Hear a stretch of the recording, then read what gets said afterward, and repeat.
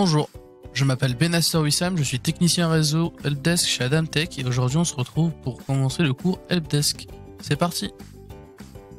Pourquoi la formation Helpdesk, vous me direz? Vous êtes passionné d'informatique et vous cherchez une manière de commencer votre carrière dans l'informatique ou alors tout simplement comprendre mieux l'informatique? Alors ce cours est pour vous. Vous allez comprendre l'informatique basique, suivre les avancées IT et vous créer des opportunités professionnelles. Dans ce cours, on va apprendre à installer Windows par exemple via une clé bootable et un logiciel qui s'appelle Rufus. On va comprendre les serveurs, donc Windows Server 2016 et ce genre de choses.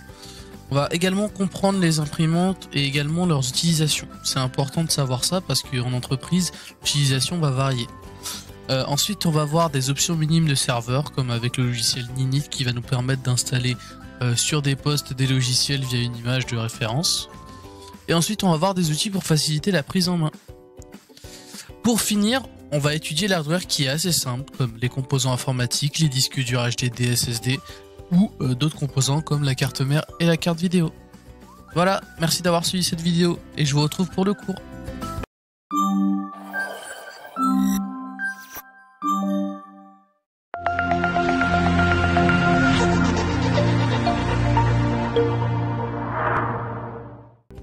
Bonjour, je m'appelle Benasser Wissam et je suis technicien réseau chez Adamtech. Et aujourd'hui, on va voir l'installation de Windows avec une clé bootable. Alors une clé bootable, comment ça marche? Alors tout d'abord, une clé bootable, c'est une clé qui va vous permettre de configurer Windows sur la clé, créer une image ISO et pouvoir créer du coup et lancer une image de Windows pour pouvoir l'installer sur votre ordinateur. Donc tout simplement, on va insérer une clé qui va au démarrage de Windows nous installer de l'ordinateur, nous installer Windows.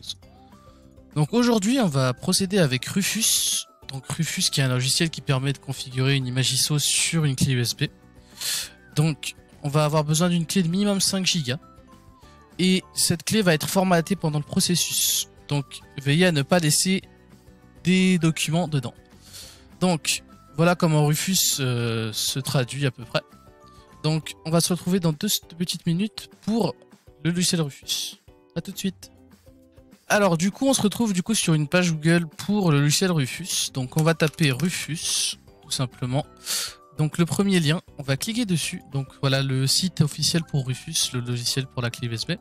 Donc on va descendre, on va cliquer sur Rufus 3.17 en dessous de téléchargement. Voilà, ça va nous lancer un téléchargement d'un installateur. On le lance. Et là, on va avoir du coup l'incroyable logiciel Rufus. Je vous reprends dans 2 petites secondes pour l'installation. Donc, on a lancé du coup le logiciel Rufus. Je vais rentrer ma clé USB. Voilà. Donc comme je le disais, il vous faut une clé minimum 5 Go. Donc moi j'ai pris une clé 32 Go du coup. Donc là vous avez le périphérique, vous allez sélectionner votre clé USB. Et sélectionner image disque ISO. Et là vous allez pouvoir du coup sélectionner aussi votre ISO Windows. Donc là rien d'autre à paramétrer, vous allez juste si vous le voulez changer le nom de votre clé USB. Donc moi je vais l'appeler clé boot. Et ensuite on va utiliser le logiciel et donc mettre démarrer. Voilà, donc là ça nous prévient que la clé va être formatée. Donc on appuie sur OK. Ça commence et je vous reprends après quand c'est terminé. Alors on se retrouve après l'installation Rufus. Donc vous avez fermé l'installateur et donc maintenant vous allez rebrancher votre clé USB de nouveau et rallumer votre ordinateur. À partir de ce moment-là, on va commencer l'installation de Windows. Vous allez appuyer sur F8 en général. Ça dépend de l'ordinateur. Vous avez plusieurs options, donc F2, F6, F12. Et donc vous allez lancer du coup le boot manager comme ceci. Et le boot manager, il va vous permettre d'accéder à un truc qui va s'appeler USB Hard Drive. Donc ça va vous permettre de lancer l'installateur sur votre clé USB. Lorsque vous avez fait cela, on se retrouve pour la suite. Alors on se retrouve pour l'installation de Windows du coup. On va cliquer sur installer maintenant. Ça va prendre un petit peu de temps je pense, dépendant de votre machine, moi ça va vite. Du coup, si vous avez une clé Windows, vous allez cliquer ici et l'entrée. Moi je n'ai pas de clé de produit donc je vais cliquer ici. On patiente et ensuite on va choisir ici donc quel Windows on veut installer. Donc moi je vais aller pour Windows professionnel. Je clique sur suivant. comme c'est une nouvelle, on va accepter le contrat. Comme c'est une nouvelle installation de Windows, on va installer uniquement Windows avancé. On va sélectionner le disque et on va mettre suivant. Et voilà, notre Windows va s'installer. On se retrouve à la fin. Alors voilà, ça s'est installé, donc notre machine va redémarrer du coup. Et ça va lancer sur la configuration de Windows du coup. Donc moi je suis sur une machine virtuelle, donc parce que je vais pas réinstaller mon Windows sur mon PC qui est déjà tout préparé. Donc là du coup ça va charger et on va pouvoir rentrer les informations. Alors on se retrouve après l'installation du coup où il va falloir paramétrer et configurer. Donc je vais vous apprendre à paramétrer. Donc vous allez sélectionner d'abord la région. Donc moi je suis en France, donc je vais sélectionner France. On va patienter. Du coup vous allez sélectionner par rapport à votre clavier. Donc moi j'utilise un layout français, donc je vais utiliser une disposition française. On peut ajouter une deuxième disposition, on va ignorer. Ensuite, il y a quelques installations importantes qui vont être effectuées, comme c'est écrit à l'écran. Donc je vais vous reprendre après. Alors du coup, je vous reprends pour la suite de l'installation. Donc, configurer pour une utilisation personnelle ou votre organisation. Donc vous êtes sûrement en entreprise, donc je vais vous demander d'appuyer sur configurer pour une organisation. Donc on va encore patienter. Vous mettez le compte Google de votre organisation. Moi je ne suis actuellement pas dans un domaine, donc je ne vais pas le faire. Ensuite, donc on va patienter. Vous mettez le mail. Je vais rentrer. Je vais vous rentrer le mail. Moi je vais mettre en compte hors connexion, juste pour l'installation. Donc ça va vous laisser une expérience limitée, comme je n'ai pas activé Windows. Ensuite, suivant, je vais rester donc sur une expérience limitée. Du coup, je vais mettre donc c'est Laurent qui va utiliser cet ordinateur. Suivant, on va lui créer un petit mot de passe. On va mettre un mot de passe. Voilà. On va confirmer celui-ci. On va créer une question de sécurité parce qu'on est en compte en ligne. Je vais à peu près mettre je vais mettre les réponses du coup. Bon, je vais me souvenir. Voilà. Donc on va encore une fois patienter. Donc vous pouvez oui activer les expériences. Moi je ne le ferai pas personnellement sur d'autres utilisations car ça prend un peu de performance sur l'ordinateur, mais pour un ordinateur d'entreprise c'est fortement conseillé. Donc vous pouvez activer Cortana si c'est instinctif pour vous. C'est ce que je vais faire là. Donc ça va du coup continuer la configuration de Windows. Je vous reprends après. Voilà, on a installé Windows. Merci d'avoir suivi ce tutoriel.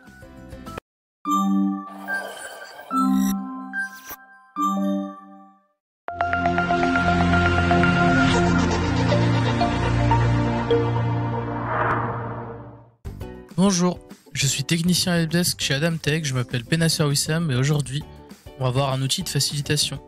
C'est parti. Aujourd'hui, on va voir un logiciel qui s'appelle Ninit. Donc basiquement, Ninit c'est quoi?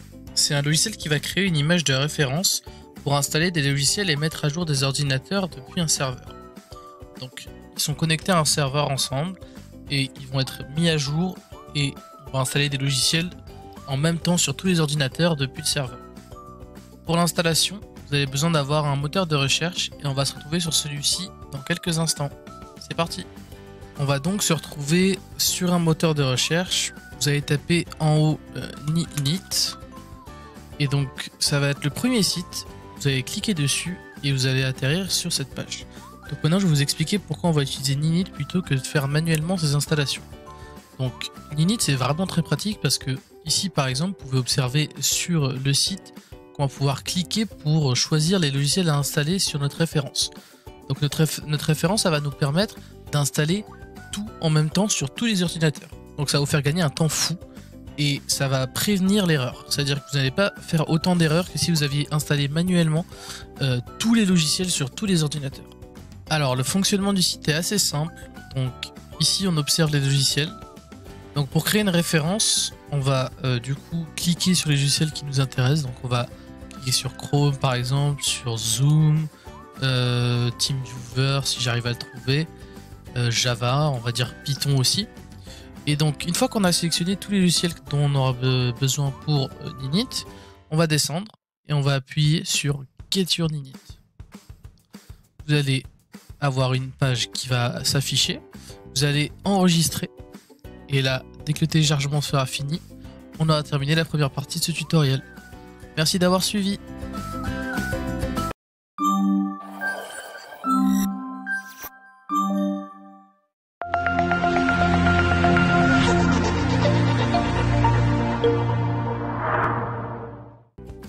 Bonjour, je m'appelle Benasser Wissam, je suis technicien réseau helpdesk chez Adamtech et aujourd'hui on va faire de l'hardware.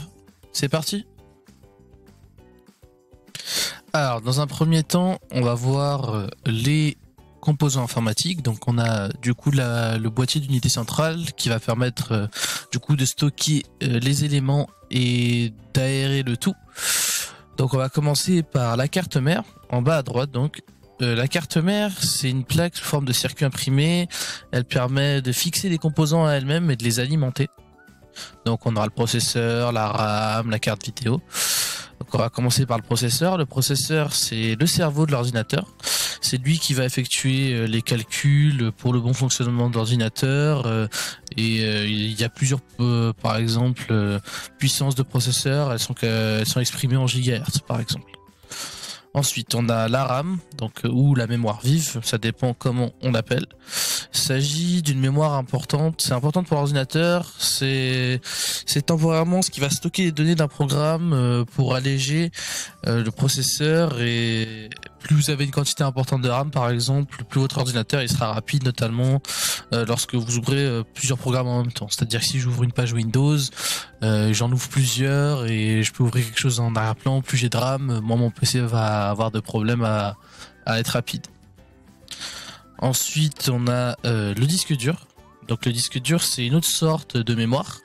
Celle-ci elle nous permet du coup de stocker des données. Donc par exemple des photos, des documents, des Word, ce genre de choses. Et contrairement à la RAM, ça conserve les données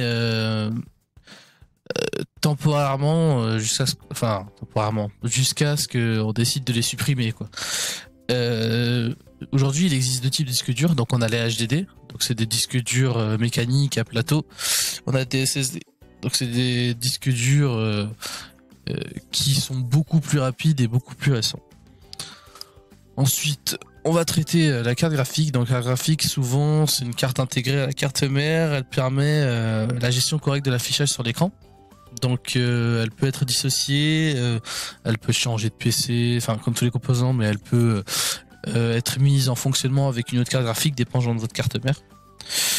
Par exemple, les jeux demandent beaucoup de ressources graphiques. C'est des grosses utilisations électriques et de ressources graphiques. Donc il faut une grosse carte graphique puissante pour faire du jeu vidéo par exemple. Ensuite, on a le bloc d'alimentation. Donc, sans électricité, il n'y a pas d'ordinateur. Et il n'y a pas d'ordinateur, on ne peut pas utiliser l'ordinateur. Donc, voilà, on a le bloc d'alimentation qui va se charger d'alimenter la carte mère et qui va elle-même alimenter les composants. Différent de la carte graphique, hein, bien sûr, parce que la carte graphique a besoin d'un câble spécial pour être alimentée depuis l'alimentation. Ensuite, on a un lecteur de disque.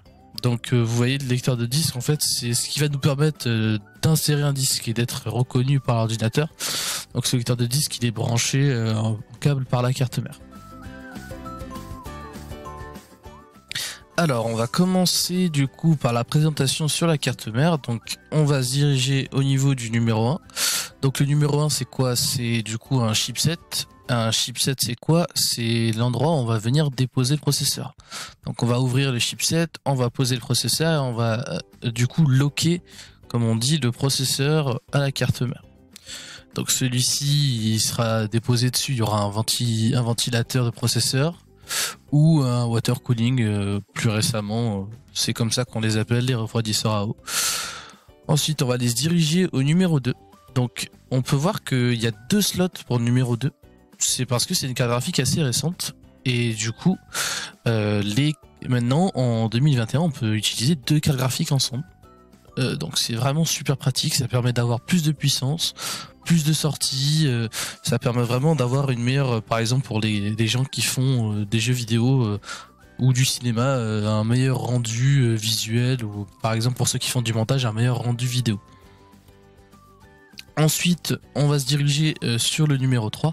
Donc le numéro 3, du coup, ça va être l'insertion, c'est des ports pour insérer des cartes supplémentaires. Donc on aura par exemple, on va insérer des cartes réseau, par exemple pour capter le Wi-Fi. On va par exemple insérer des cartes son. Si il y a peu des personnes peut-être par ici qui font du son, des prods, ce genre de choses, ça va vous servir pour insérer une carte son plus performante, sachant que les autres cartes son, enfin les cartes son intégrées directement sur la carte mère, elles sont parfois pas tip top quoi, donc c'est mieux d'avoir une carte son externe. Ensuite, on va se diriger vers le numéro 4. Donc le numéro 4, c'est quoi? C'est les slots à barrette de RAM. Donc là, on a du coup une carte mère qu'on va dire ATX. Donc c'est les plus gros formats de carte mère parce qu'on voit du coup il y a 4 slots de RAM. On aura d'autres slots d'autres cartes mères comme dit mini ATX parce qu'il y aura que 2 slots de RAM par exemple. Et du coup, on va venir déclipser les petits ports sur les côtés et faire rentrer les cartes mères. Donc c'est ici que, rentrer les barres de RAM, c'est ici qu'elle rentre. Ensuite, donc, on va voir l'alimentation de la carte mère parce que c'est très important. Donc on va se diriger sur les deux numéros 7 en commençant par celui en haut à gauche. Donc on voit que c'est une alimentation à 8 ports qui peut être extendée à 10 ports. Et donc c'est l'alimentation tout simplement du processeur, comme je vous ai montré sur le chipset. Et cette alimentation, parce que le processeur a besoin d'une alimentation plus élevée, donc on va venir le brancher directement via un câble. Et l'autre numéro 7, du coup, ça devient... c'est l'alimentation de la carte mère. Donc la carte mère, comme je vous ai dit tout à l'heure, elle va alimenter tous les autres composants. Et du coup, elle a besoin d'une entrée de courant, en fait, tout simplement. Du coup, on a revu les principaux composants sur la carte mère. Donc, je vous remercie d'avoir suivi et à la prochaine.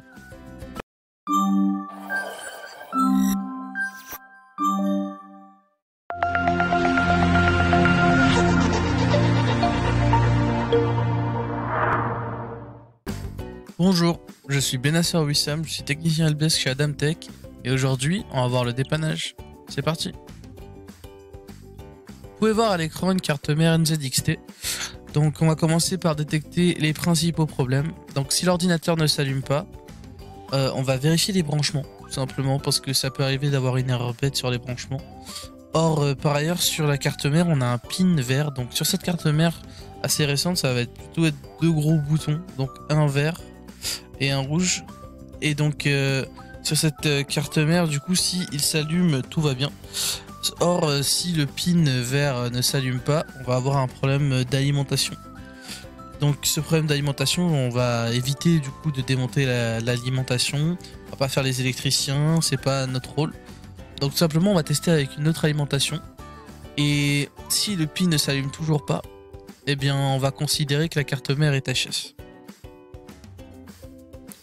Maintenant, si on allume l'ordinateur et qu'on entend un bip sonore, donc on va aller vérifier les barrettes de RAM si elles sont bien pluguées dans les slots. Donc on va vérifier également aussi le chipset sur le processeur pour voir si c'est bien rentré dans la carte mère. Et ça va être des problèmes assez récurrents parce que les cartes mères elles peuvent rentrer dans les deux sens, mais il y a un mauvais sens de branchement si je peux dire.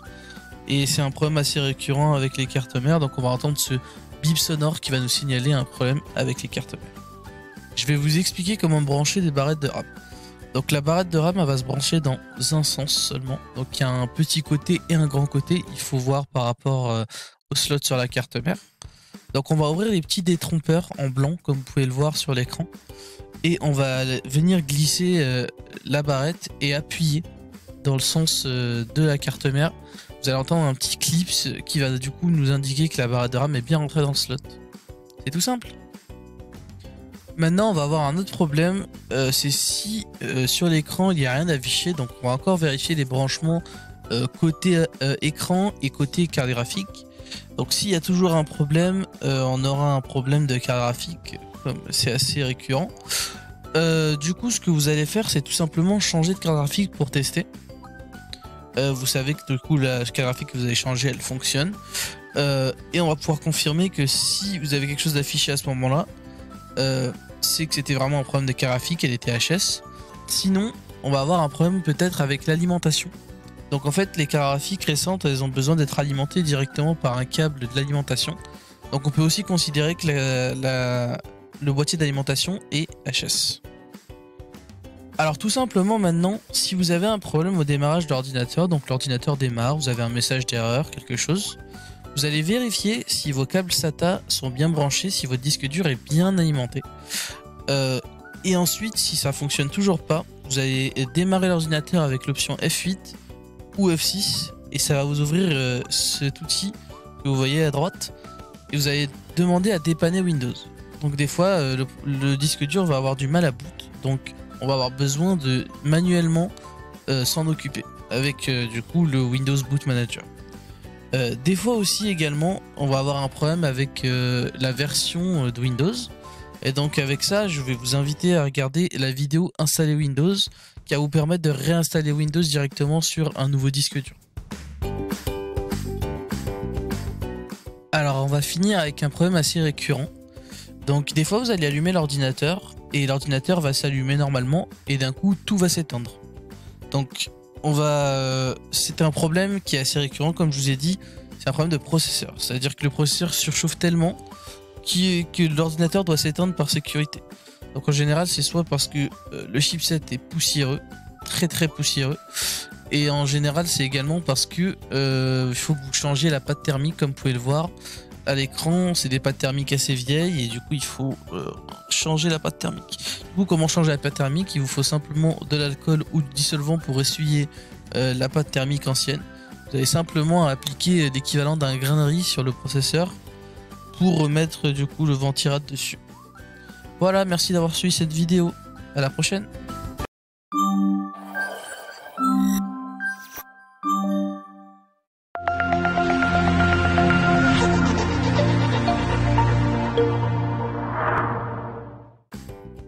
Bonjour, je suis Benasser Wissam, je suis technicien réseau helpdesk chez Adamtech et aujourd'hui on se retrouve pour les imprimantes.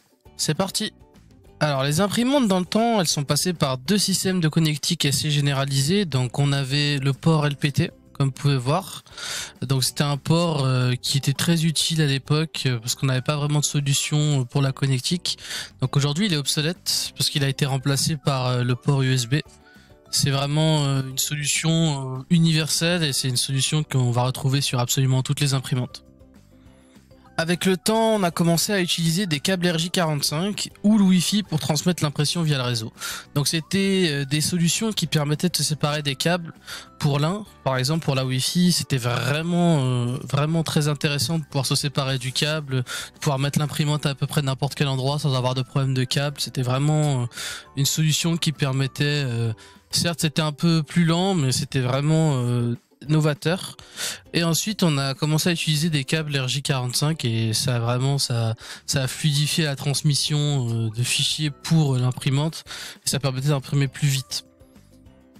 On est passé par plusieurs solutions pour l'encre, comme par exemple, vous pouvez voir l'encre liquide. Donc c'est une solution qui est encore utilisée aujourd'hui. C'est une solution qui permet d'avoir une impression rapide. Donc l'encre liquide va vraiment sécher super rapidement et ça va permettre de faire...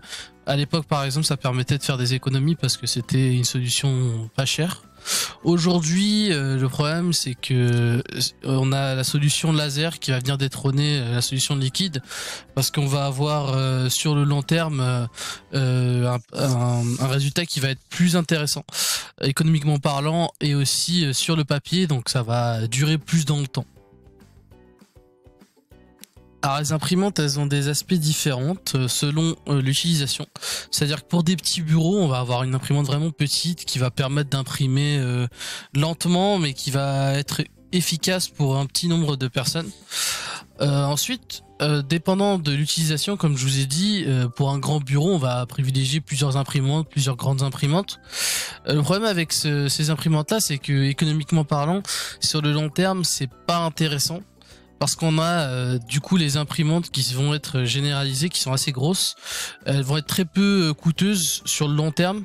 Sur le court terme, ça va être cher, mais sur le long terme, ça va nous permettre d'avoir, économiquement parlant, une solution, la meilleure solution, et d'avoir pour un bureau une impression rapide et contrôlée. Merci d'avoir suivi la vidéo.